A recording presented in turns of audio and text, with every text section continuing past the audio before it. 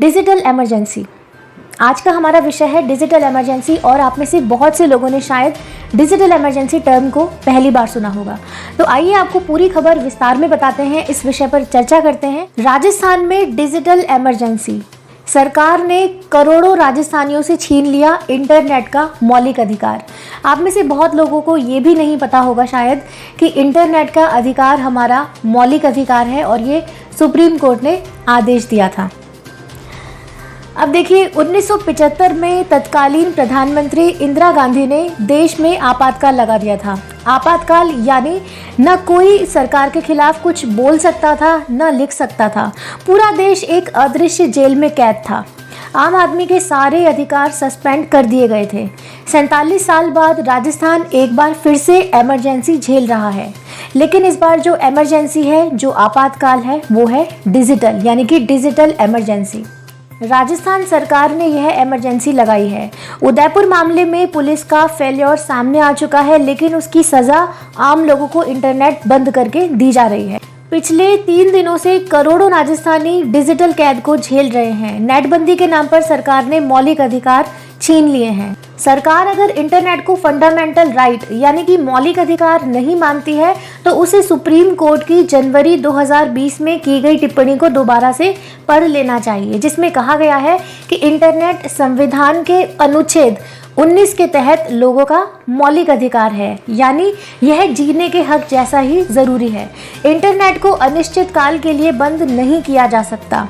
ये पहली बार नहीं है। हर बार सरकार अपनी नाकामी को छिपाने के लिए इंटरनेट बंदी को हथियार बनाती है।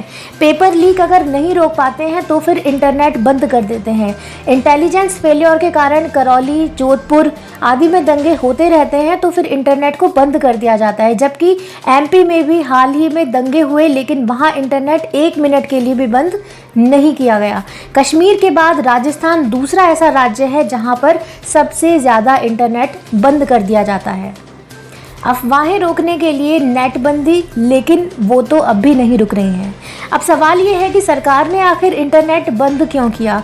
अफवाहें या धार्मिक भावनाएं भड़काने वाले मैसेजेस को रोकने के लिए, लेकिन वो तो अब भी नहीं रुक पा रहे हैं क्योंकि सरकार ने इंटरनेट बंद किया है, ट्विटर, फेसबुक और इंस्टाग्राम जैसे सोशल मीडिया ऐप्स को नहीं। अफवाहें फैलाने वाले अब भी ब्रॉडबैंड कनेक्शन की मदद से सोशल मीडिया पर जहर उगल रहे हैं। राजस्थान में बड़ी तादाद में ब्रॉडबैंड यूजर्स हैं। सरकार अगर सोशल मीडिया एप्लीकेशंस को बंद कर देती तो अफवाहें फैलाने या फिर धार्मिक जहर को फैलाने का हर जरिया बंद हो जाता, लेकिन सरकार ने इंटरनेट बंद करने का रास्ता चुना, जिसका खामियाजा करोड़ों राजस्थानी भुगत रहे हैं। सरकार को नेटबंदी का दर्द जानना है तो उन कैब ड्राइवर्स से मिलना चाहिए जिनकी रोजी रोटी 2 दिन से छिनी हुई है, या फिर फूड डिलीवरी बॉयज़ जो 2 दिनों से काम नहीं कर पा रहे हैं, या फिर वो 6 करोड़ लोग जो 2 दिन में 120 करोड़ रुपए का नुकसान झेल चुके हैं। अब समझिए कि सरकार के इस बेतुके फैसले से आखिर नुकसान क्या क्या होता है। 40,000 लोगों को ट्रैवलिंग में परेशानी हो रही है। 5,000 कैब ड्राइवर्स की कमाई रुकी हुई है। जयपुर, कोटा, उदयपुर सहित राजस्थान के कई शहरों में कैब सर्विसेज हैं। इन 5,000 कैब में रोज़ 40,000 लोग सफ़र करते हैं। इंटरनेट बंद होने की वजह से दोनों को ही परेशानी झेलनी पड़ रही है। 2.5 लाख से अधिक बेरोजगार परेशान। राजस्थान में गुरुवार को लैब असिस्टेंट भर्ती परीक्षा का अंतिम चरण था, जिसमें 2.5 लाख बेरोजगार प्रदेश के कई जिलों के विभिन्न परीक्षा केंद्रों में पहुंचे थे। जयपुर जैसे जिलों में अभ्यर्थी कैब को बुक नहीं करवा पाए तो कहीं पर जगह या लोकेशन ढूंढने में उन्हें परेशानी का सामना करना पड़ा। 6 करोड़ मोबाइल यूजर्स को 120 करोड़ का डेटा लॉस। राजस्थान में 6.28 करोड़ मोबाइल इंटरनेट यूजर्स हैं। अलग अलग कंपनियों के इंटरनेट का प्लान का औसत निकाला जाए तो एक दिन का इंटरनेट का खर्च होता है 10 रुपये। इस हिसाब से इन यूजर्स को 2 दिनों में 120 करोड़ का नुकसान हो चुका है।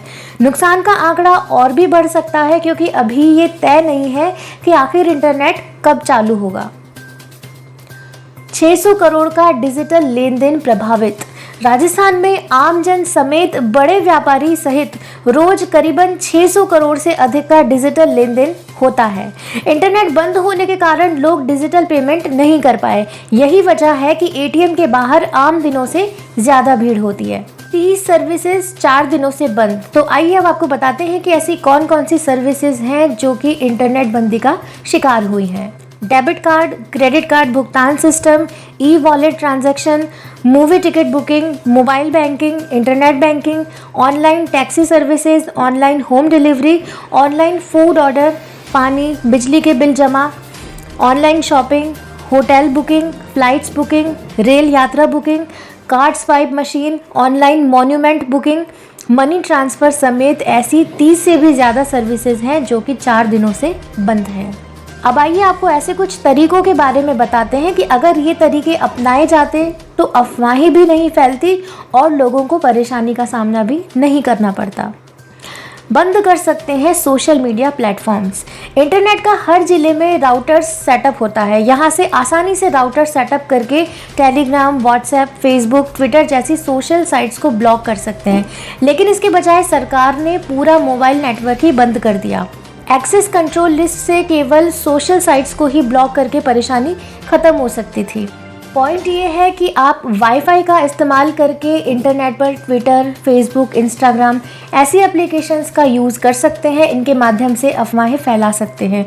तो बेहतर होता अगर सरकार इन एप्लीकेशंस पर पाबंदी लगा देती बजाय के पूरे इंटरनेट पर पाबंदी लगाने के। ब्लॉक कर सकते हैं कीवर्ड्स। हर वेबसाइट के अलग अलग कीवर्ड्स होते हैं। आउटर एंड पर जाकर आपत्तिजनक कीवर्ड्स को ब्लॉक कर सकते हैं। एक्सेस कंट्रोल करके कौन सा कंटेंट जाना है और कौन सा नहीं, ये पूरी तरह से तय किया जा सकता है। इंटरनेट यूज़ करने के 2 तरीके होते हैं, ब्लैक लिस्ट और वाइट लिस्ट। इसके ज़रिए सरकार तय करती है कि कौन सी वेबसाइट या एप्लीकेशन को ब्लैक लिस्ट करना है और कौन सी एप्लीकेशन को वाइट लिस्ट करना है। 10 साल में 86 से ज़्यादा बार इंटरनेट बंद। राजस्थान की जनता को डिजिटल इमरजेंसी की सज़ा देना सरकारों की अब आदत बन चुकी है। पिछले 30 दिनों के दौरान ही 3 जिलों में इंटरनेट को बंद किया जा चुका है। जम्मू कश्मीर के बाद राजस्थान में ही सबसे अधिक 10 सालों में 86 से अधिक बार इंटरनेट को बंद कर दिया गया। मुख्यमंत्री कार्यालय का इस मामले में कहना है कि प्रदेश में लोगों की सुरक्षा और सांप्रदायिक सद्भाव को ध्यान में रखकर ही इंटरनेट को बंद करने का निर्णय लिया जाता है। कानून व्यवस्था को बनाए रखने के लिए संभागीय आयुक्त स्थानीय माहौल को देखकर नेट बंदी का निर्णय ले रहे हैं। लीज लाइन और ब्रॉडबैंड पर इंटरनेट की सेवाएं यथावत चालू हैं, जिससे आवश्यक सेवाएं बाधित नहीं हो रही हैं। अब एक तर्क ये भी दिया जा रहा है कि नेटबंदी ही एकमात्र रास्ता है। सोशल मीडिया की अफवाह को लोग सच मानने लग जाते हैं। नेटबंदी का उद्देश्य केवल अफवाह को रोकना है, जिससे कि पैनिक नहीं फैले।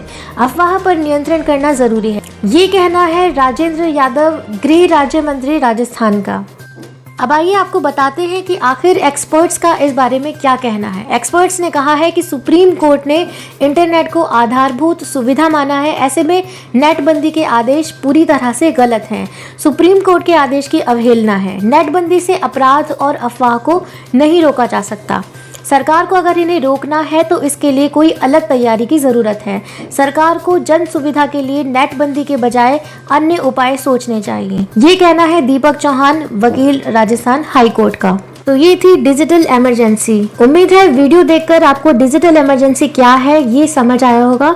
इस वीडियो को देखकर, इस विषय में जानकारी लेकर क्या आपको ये महसूस नहीं हुआ कि जो सरकारें हैं वो हमें इंटरनेट बंदी का आदी बना रही हैं? अब इसके पीछे क्या कारण हो सकते हैं?